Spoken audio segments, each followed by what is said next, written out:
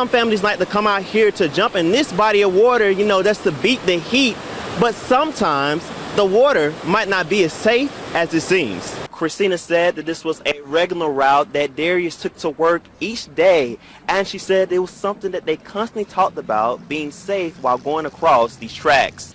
3 men, including a father and son, have been charged in that weekend event in Brighton that murdered Antonio and injured 6 others. Their bond is set at $250,000. The photos taken by Spider-Martin not only tell the story of the 1965 march, but it also reconnects visitors with a time in history where emotion was captured in black and white. Now right here and across from me is where the development will take place, but before it can take place, it still needs approval from the mayor and the city council. Always a ton of people out here. As the day goes on, a lot of people come out here to play. Rebecca Newman is one of many parents who brings her children out to the Buck Creek in Helena during the summer. I like to do more local things, and this is a great place to come here in Helena.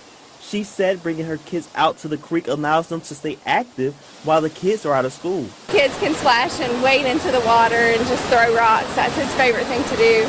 So we really enjoy this area because of the shade on the other side, and the waterfall's really neat. Some families like to come out here to jump in this body of water, that's to beat the heat, but sometimes the water might not be as safe as it seems. David Butler works for the Cahaba River Keepers and says you might be surprised what is actually in the water your kids are swimming in. You have, like I said, leaking septic systems, animal waste that washes in when it rains. So you have a number of kind of factors that can elevate the levels. The Alabama Department of Environmental Management tests the purity of the water as well, but does not release the results that may keep you from getting in.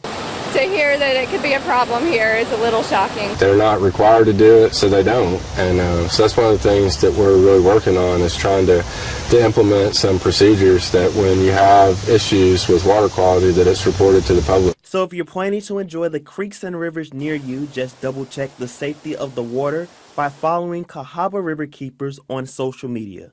Courtney Chandler, CBS 42 News. Darius Robinson and Christina Eldridge had a relationship where they always said I love you no matter what.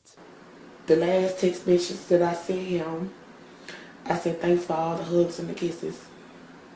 And he never got it. Christina has known Darius since she was 17 years old, and the two have been close ever since. I was young, and at a time we did fall in love, and it's like neither time that we was in a relationship we ever broke up. She was excited about their engagement and their first child together until she received tragic news concerning Darius. I was getting a phone call at 2:40, and I'm like, he at work.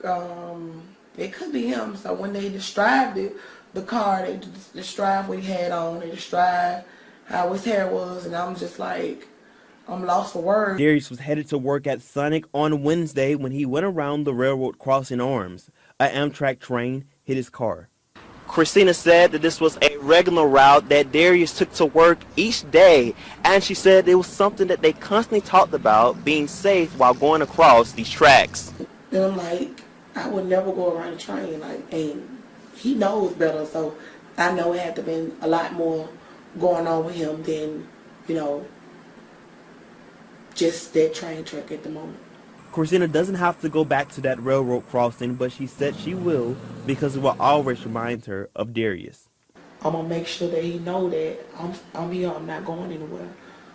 Most of all, she wants to continue to keep his spirit alive so her unborn baby girl will know that he is always with them. Your daddy loves you, though.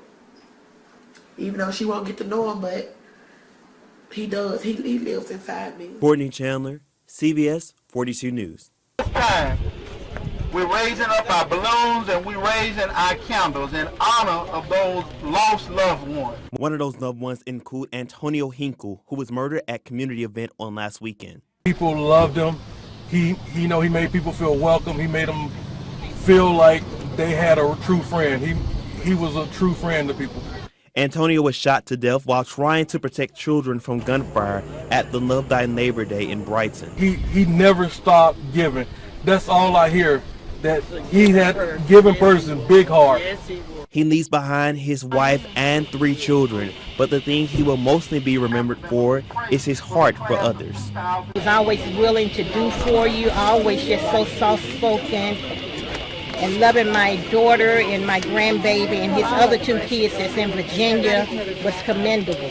The community will continue to preserve his legacy and will remain dedicated for change to happen. Wish we would stop the violence. Stop the violence. Why are we killing each other? A lot of times what's happening is people are fighting and fussing and using guns instead of sitting down talking. So we hope, as our organization, RITT, as others, to kind of sit down with people that have problems and deal with it in a verbal way, in a communication way, other than using guns is what took place.